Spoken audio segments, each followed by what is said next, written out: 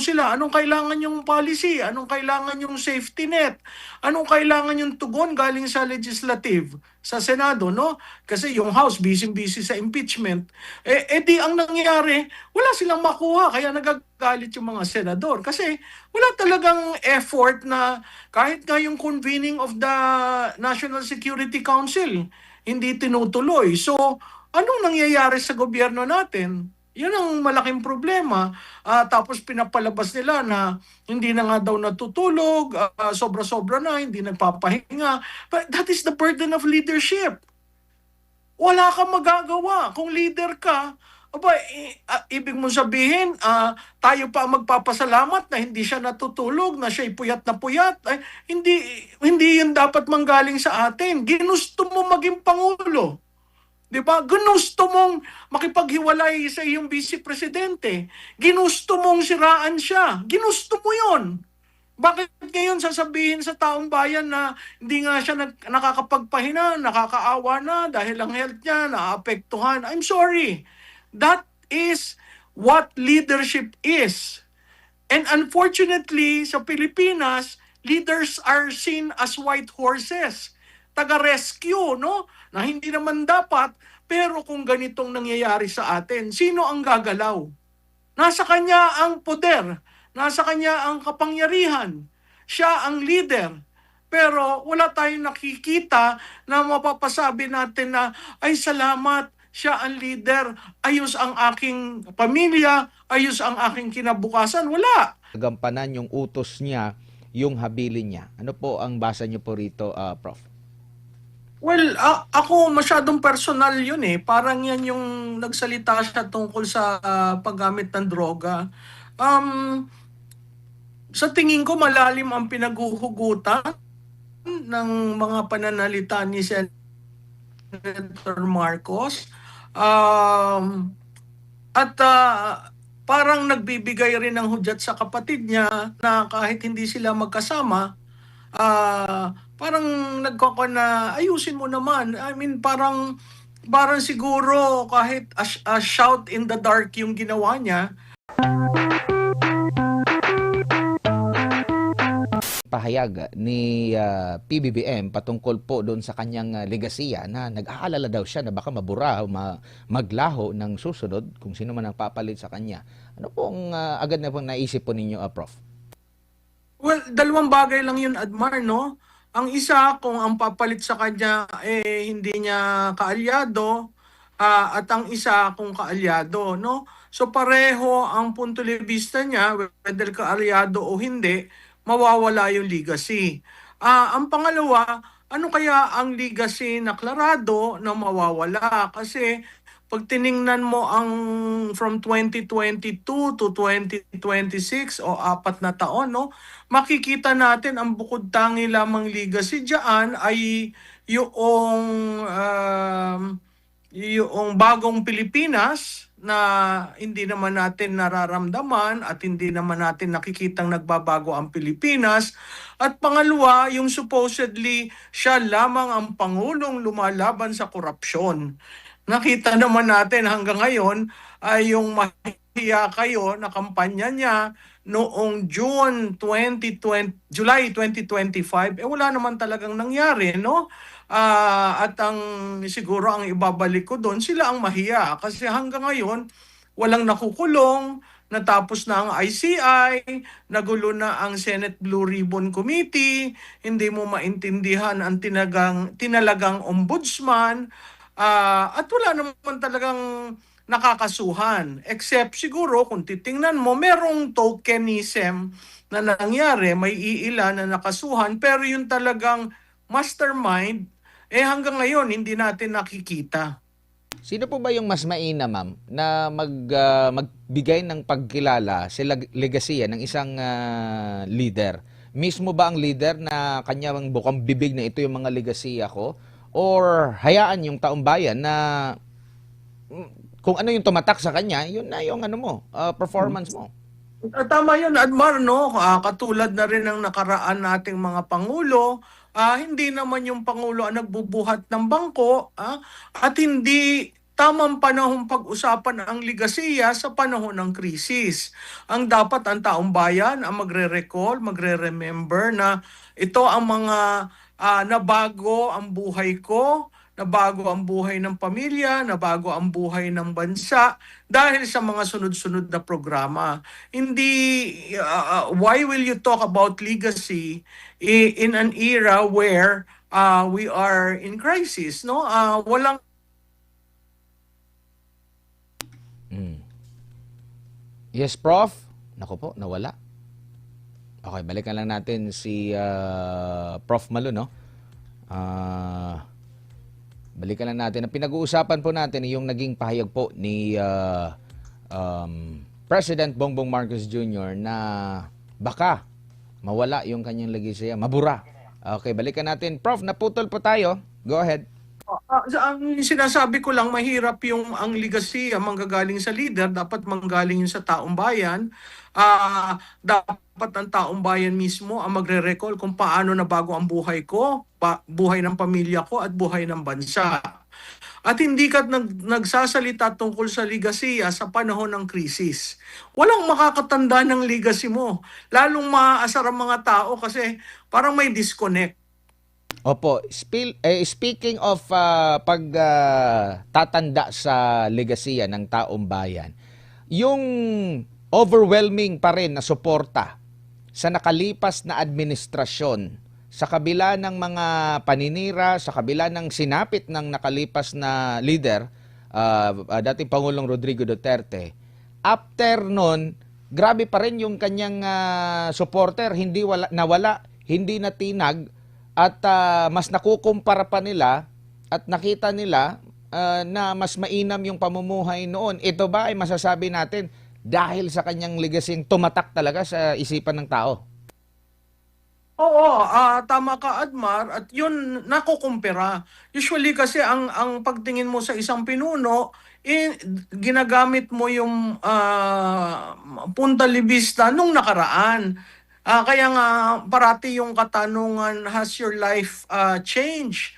Has it been better? Kasi kinukumpara mo nung dati. So talagang tumatak yung kay Presidente Duterte at binabalik-balikan. Kasi doon, talagang ang bayan, ang si Juan de la Cruz, ang naging bida. Hindi ang mga politiko na nagkamal-kamal ng pondo at ng bulsa ng pondo.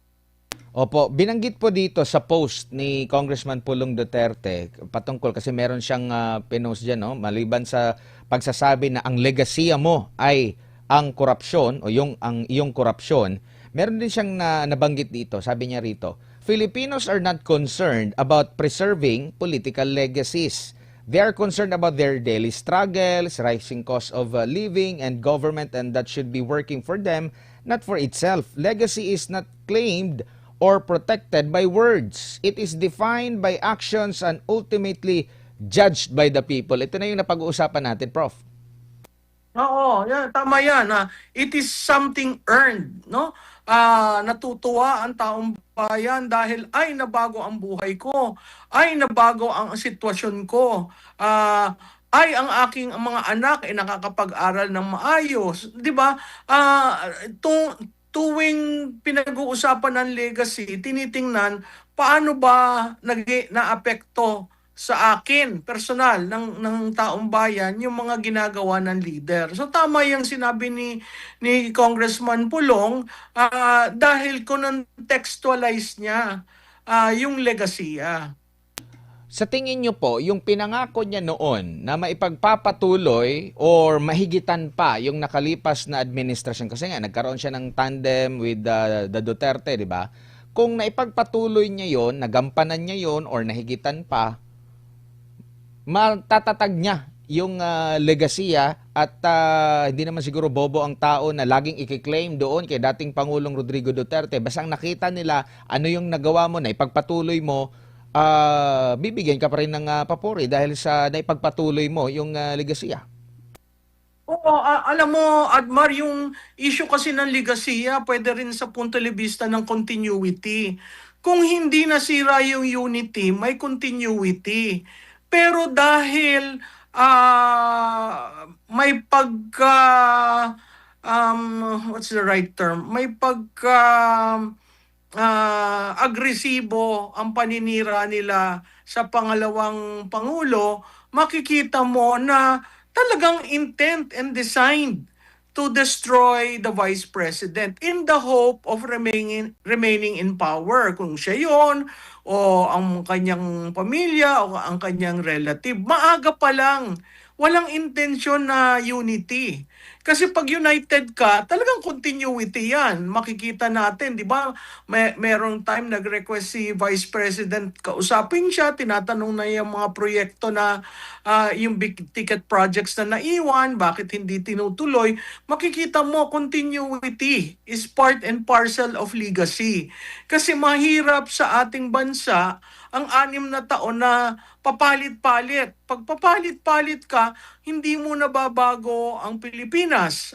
It takes, yung 6 na taon niya yan, almost 1 dekada. Biro mo 1 dekadang nawala, napakahirap dun sa mga susunod kasi imbis na umusad at mag-take off, ang mangyayari niyan babalik uli dun sa basic para maiayos ang bansa bago ka pa lang uli kayanin ang managinip. Ngayon walang kayang managinip dahil sa mga nangyayari na doble nagkaroon pa na tayo ng krisis kaya double whammy tayo, hindi rin marunong gumalaw sa krisis kaya ang Pilipinas at ang mga Pilipino kanya-kanya yung para mo sabihin na magbayanihan tayo, tulungan niyo ako. Paano ka tutulungan kung ang taxpayers ay binuo sa dugo at pawis ang kontribusyon sa pamahalaan, pero nawawalan ka ng 1.5 at 1.9 trillion at ang bitaw mo nga anong tawag dito, patuloy at ang promotion anti-corruption siya lamang daw ang leader, no? Kung titingnan natin din doon sa EO94, yung creation ng ICI, minamandate yun mag-report. Bakit walang report sa taong bayan? Natapos sila, may sunset provision yung batas, may functus officios, pag natapos, ba't walang report sa taong bayan? Ano ba tayo, tau-tauhan na ang ating contribution, pwede nyong nakawin na lamang at ibulsa? Yun ang nakakalungkot kasi walang remorse, no? At ang yayabang pa ng mga politiko, ang yayabang pa ng kanilang actuations na parang utang na loob natin na sila ay buhayin sa rangya at asal na hindi maganda.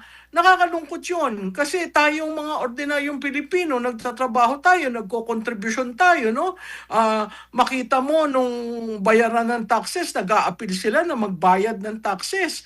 Kasi yung taong bayan galit na sawan-sawa na sa nangyayari. Pero wala namang tugon na nangyayari at lalo pang iniinsulto ang mga Pilipino sa araw-araw na pagsasalita ng kanyang spokes na hindi mo maintindihan kung saan ang patungo. Opo, speaking of tugon, meron silang tugon, ma'am. Ito, basahin ko yung tugon ni Undersecretary Claire Castro. Sabi niya, kasi tugon ito niya sa pahayag ni Congressman Pulong Duterte ng ligasiya ni PBBM ay yung kanyang korupsyon daw. Sabi rito, kailangan po bang i-memorize na ang dating Pangulong Duterte ang nakailang ulit na umamin na siya ay korap, na siya ay nagnanakaw sa kaban ng bayan? Sa kanyang speech, harapan ng marami ay pinagmalaki ng dating Pangulo ang pagtraidor sa mga Pilipino dahil sa kanyang pangungurakot, pagmamariwana at pag-abuso sa fentanyl, sa kawalang sapat na aksyon na panagutin ang nasa likod ng mga ghost projects na inamin niya noon pang 2020 na nagtuloy pang mamayagpag pero napigilan lang nung nag-imbestiga si Pangulong Marcos Jr. Hindi rin dapat kalimutan yung corruption sa Pharmally at Michael Yang habang may pandemic. Kaya huwag ipahid kay Pangulong Marcos Jr. ang korupsyon na ginawa mismo ni FPRRD. Your thoughts on this, ma'am? Alam mo, hindi mo na kailangan sagutin yan kasi alam mo, politikang politika Parang santo si BBM at yung isa ay walang hiya, no? Kung titingnan mo yung konteksto ng pagka-lift niya dyan sa mga phrases na sinama niya sa isang spokesperson briefing, lahat yan hyperbole. Yung formally may kaso, 'di ba? Nasa ombudsman. Bakit hindi nyo bilisan? Nasa sa kanila 'yon. Kung merong mga mali na nangyari nung previous administration, filean nyo ng kaso.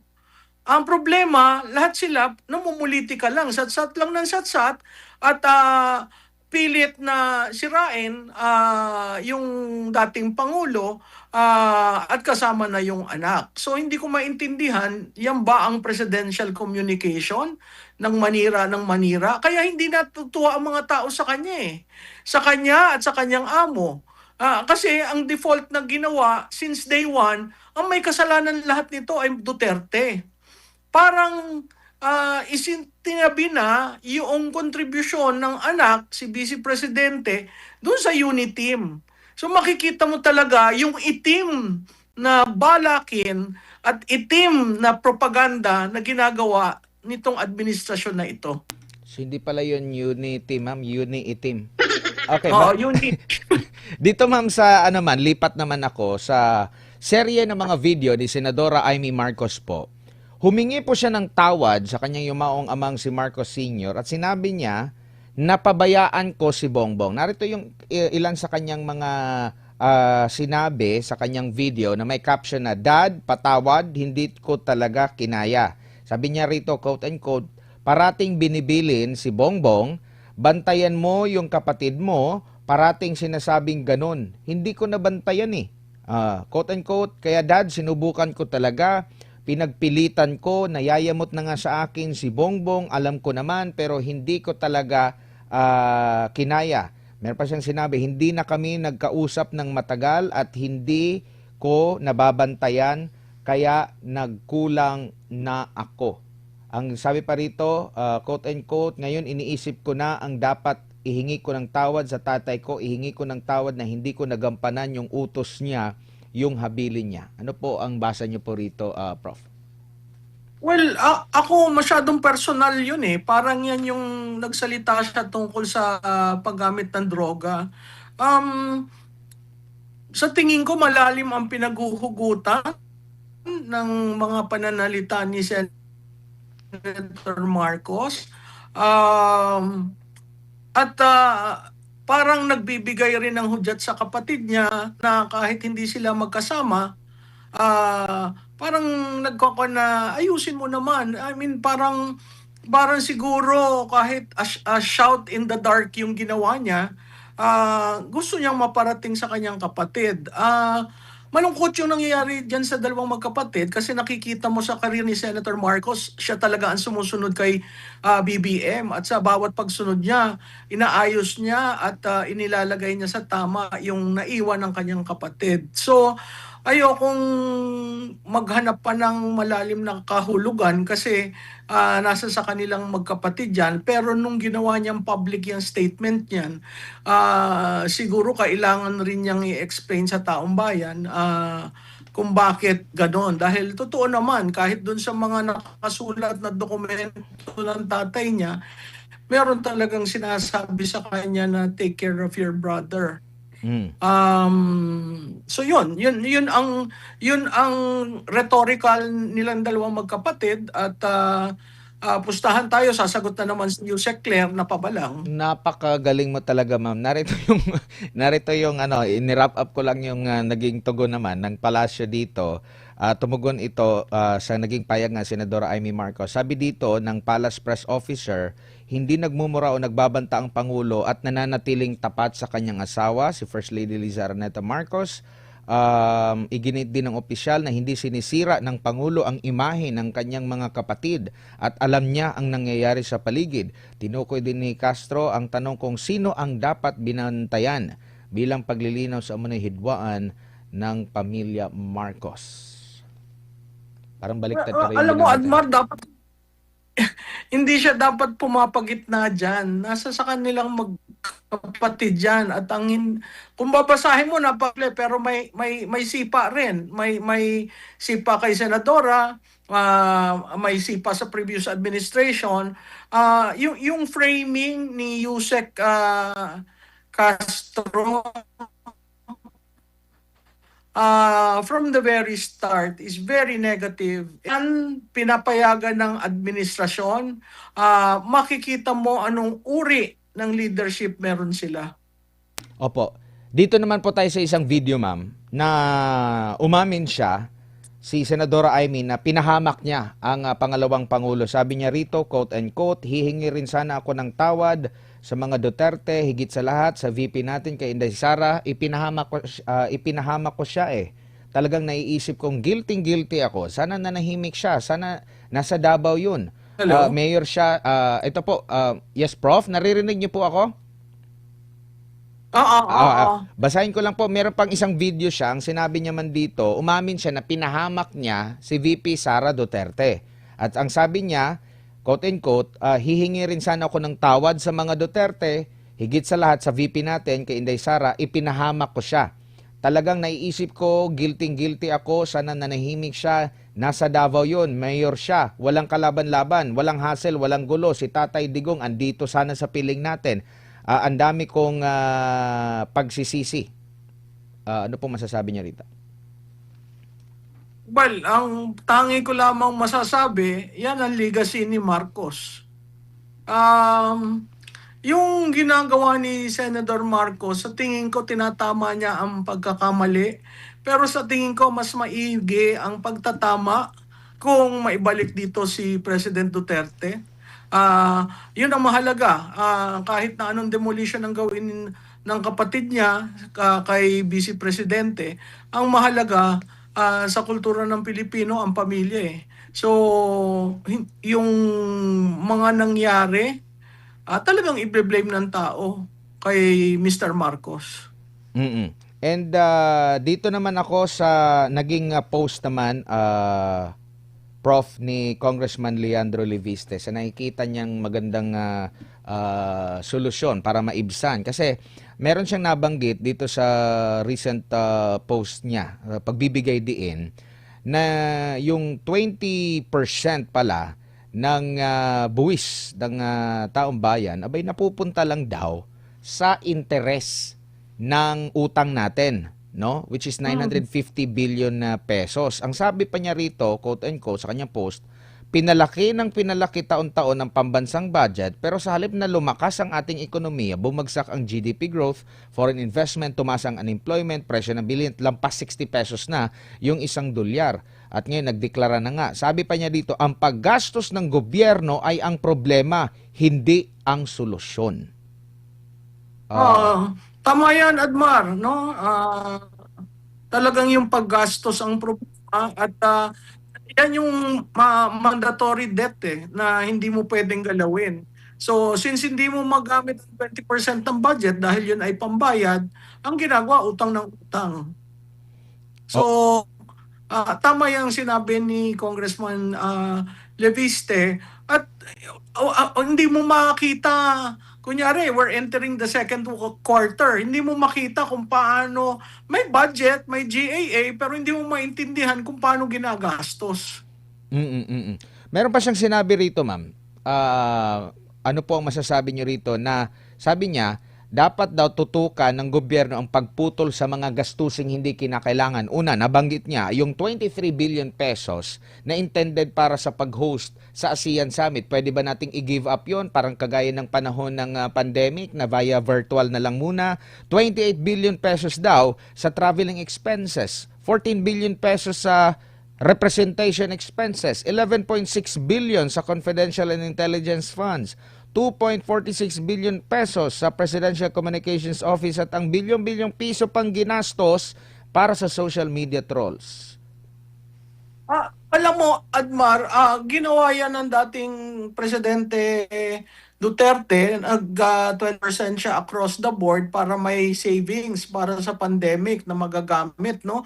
Kung hindi mo ginagamit yung budget mo at parati kang may surplus, yun ang ginawa nila para immediately magkaroon ng budget. Hindi sila nagpasa ng supplemental budget. So within the budget, within the existing budget, nung nagkaroon tayo ng pandemic, lumabas yung Bayanihan 1, Bayanihan 2, no? So makikita mo, at yun, talagang worst case scenario.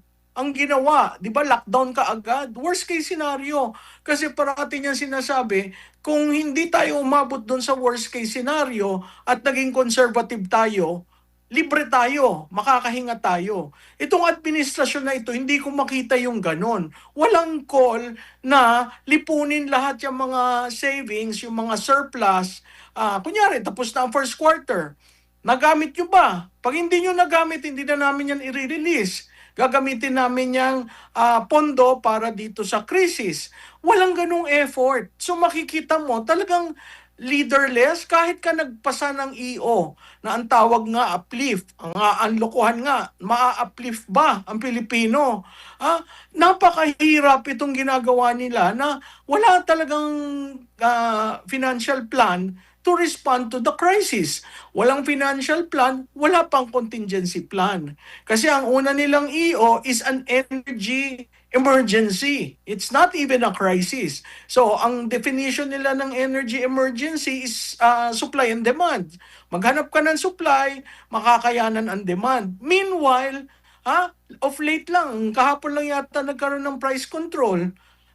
So makikita mo bakit tiyanggi ang kumbaga ang action piraso-piraso, hindi, sabi nga nila whole of nation bakit hindi nagiging ganun ang approach at hands on deck? Wala silang sense of urgency.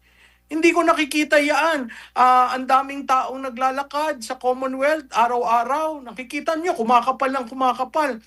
Wala man lang linalagay na contingency na sakayan. Sinasabi nila, pinagmamalaki ang labas. Nakita mo na ba ang labas? Ako hindi ko makakita ng labas.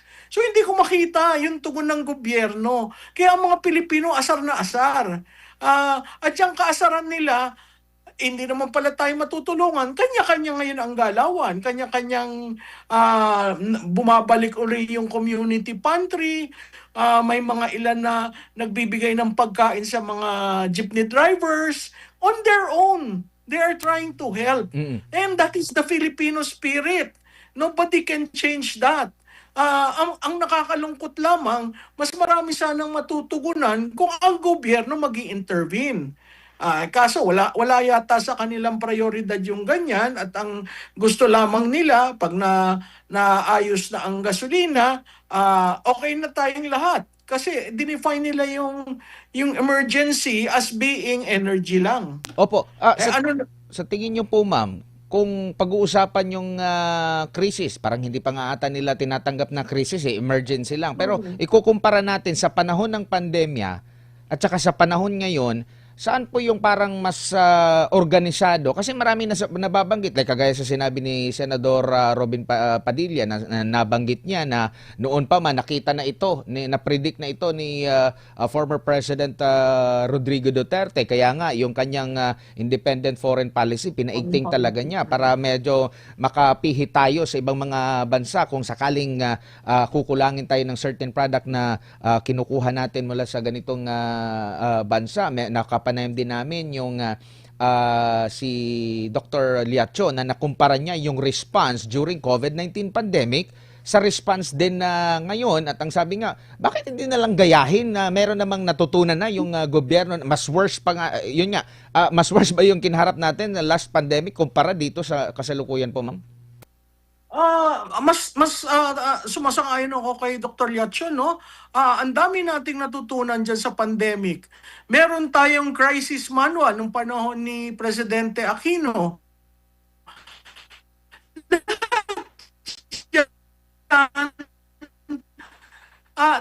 Nag-add problema mo, itong leader na ito doesn't look at it that way, no? Ang sa kanya, hindi mo maintindihan kung saan papalo, meron ba siyang pinapaboran na oligarch o meron ba siyang tinitingnan na negosyo na maaapektuhan.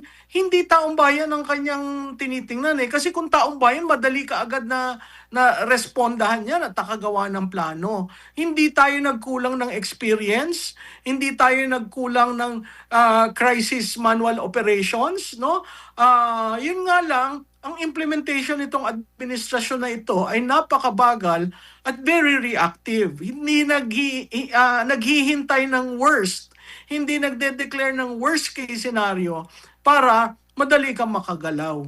Oo, ang sabi pa nga ng iba ma'am, na sa panahon na ng dating Pangulong Duterte, sa panahon ngayon, walang napapakulong if ever man na merong mga issue like kagaya dyan sa posibleng pagmamanipula sa presyo ng produktong petrolyo kasi nung last time na nakapag-usap kami ni Ma'am Cora Guidote sa ekonomista, last 2022, between 2022 or 2023, ganun din yung level ng Brent crude oil price sa pandaigdigang merkado sa level natin ngayon. Pero hindi natin na-experience yung 130 pesos na diesel po. So, nandun yung posibilidad na baka merong nag-ano nito, nag-samantala, no? Na-compare nila na mas grabe yung sa panahon ni Pangulong Duterte, doon lang sa messaging lang alone, matatakot na yung mananamantala. Ngayon wala papakamot lang ng ulo. Oo, yung alam mo yung natatandaan ko si Secretary Garin nagsabi na may 55 oil stations na all of a sudden nagpalit, galing yan sa old supply. So paano nakapagpalit? Yun nga yung biglang shoot up, no? Dapat yun nagamit ng Estado yung police powers niya para na-prevent. Kasi may market failure na sa traditional economics, kung may market failure ka, government should intervene. Wala, pinabayaan nila hanggang sa yung inaangkat na lumiit dahil nga may problema, tapos talagang hinahabol yung presyo. So kung makikita mo yung recovery cost, wala silang recovery cost kasi walang nawala dahil ang aga nila nagtaas ng presyo. So yun ang nakakaduda, anong ginawa dun sa 55? Kasi documented yan, in-announce ni Garin na meron silang 55 na show cause order kung bakit ano nangyari at biglang tumaas ang presyo nyo. Pero wala naman nangyari, wala tayong narinig. Tapos sinabi na sa kanila ng ang problema ng oil industry natin, isa lang ang refinery, which is Petron. Dati may refinery ang Caltex at ang Shell. Nag-alis na kasi lugi sila. So itong mga ito kailangan mapag-aralan kaagad at dapat meron ng remedial measures. Kaya siguro naaasar rin ang mga senador kasi nandun sila, nagtatanong sila, anong kailangan yung policy, anong kailangan yung safety net, anong kailangan yung tugon galing sa legislative, sa Senado, no? Kasi yung House busy-busy sa impeachment. Di ang nangyari, wala silang makuha kaya nagagalit yung mga senador kasi wala talagang effort na kahit nga yung convening of the National Security Council hindi tinutuloy. So, anong nangyayari sa gobyerno natin? Yun ang malaking problema. Tapos pinapalabas nila na hindi na nga daw natutulog, sobra-sobra na, hindi nagpapahinga. But that is the burden of leadership. Wala kang magagawa. Kung leader ka, ibig mong sabihin, tayo pa magpapasalamat na hindi siya natutulog, na siya'y puyat na puyat. Hindi yun dapat manggaling sa atin. Ginusto mo maging Pangulo. Di ba? Ginusto mong makipaghiwalay sa iyong vice presidente. Ginusto mong siraan siya. Ginusto mo yon. Bakit ngayon sasabihin sa taong bayan na hindi nga siya nakakapagpahina, nakakaawa na dahil ang health niya naapektuhan? I'm sorry. That is what leadership is. And unfortunately, sa Pilipinas, leaders are seen as white horses. Taga-rescue, no? Na hindi naman dapat, pero kung ganitong nangyayari sa atin, sino ang gagalaw? Nasa kanya ang poder, nasa kanya ang kapangyarihan, siya ang leader. Pero wala tayong nakikita na mapapasabi natin na, ay salamat, siya ang leader, ayos ang aking pamilya, ayos ang aking kinabukasan. Wala.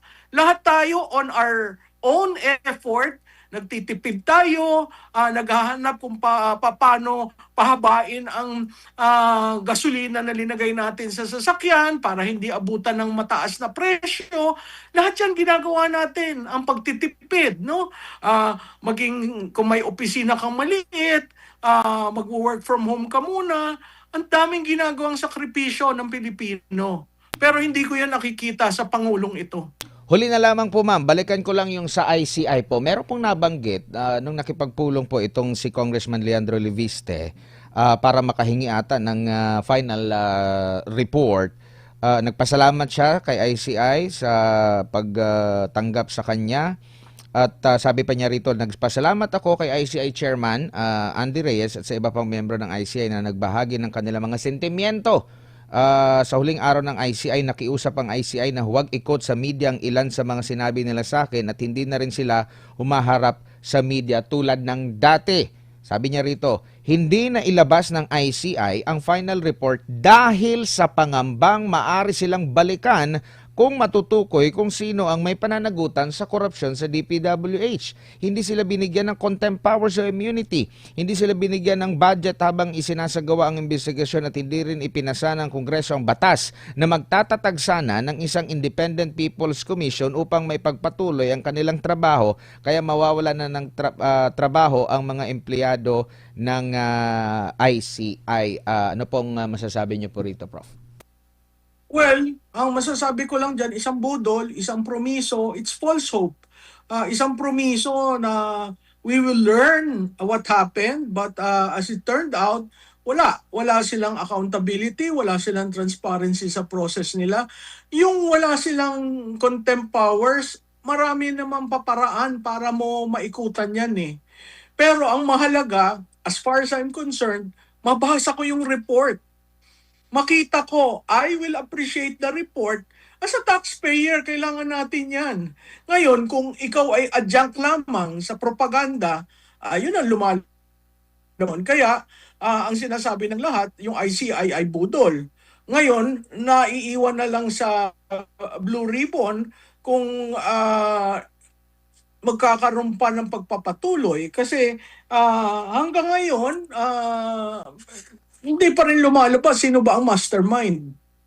Hindi pa pwedeng walang mastermind dahil pondo ng bayan ang ginamit.